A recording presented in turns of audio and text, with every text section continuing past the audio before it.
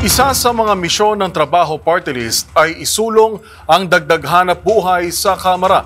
Naniniwala ang samahan na mas epektibong naisasakatuparan ng adhikaing ito kung parehong may nagtutulak sa Senado at sa mababang kapulungan ng Kongreso. Ang buong detalye sa ulat ni Edniel Parosa. 57% ng mga Pilipino ang naniniwalang job creation ang pinakamahalagang isyung dapat isama ng mga kandidato sa pagkasenador sa kanilang mga plataporma sa 2025 midterm elections. Yan ang lumitaw sa pinakabagong independent survey ng Pulse Asia na kinomisyon ng Stratbase Group.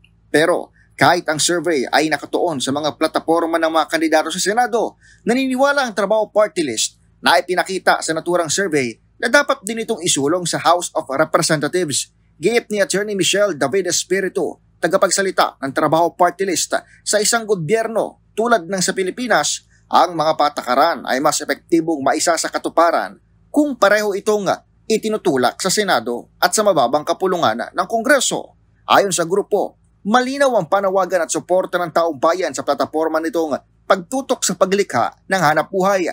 Dagdag ni Attorney Espiritu, hindi lamang ang paglikha ng trabaho ang isinusulong ng party list, kundi pati na rin ang pagpapadali ng akses sa paghanap nito, pagtaas ng sahod at benepisyo at iba pang hakbang para protektahan ang kapakanan ng mga manggagawa. Hindi lamang umano mga manggagawa ang makikinabang sa mga naturang plataporma, kundi pati na rin ang kanilang mga pamilya, kaya't nararapat lamang na magkaroon ng sapat na representasyon ng mga grupo gaya ng Trabaho Party List sa Kongreso.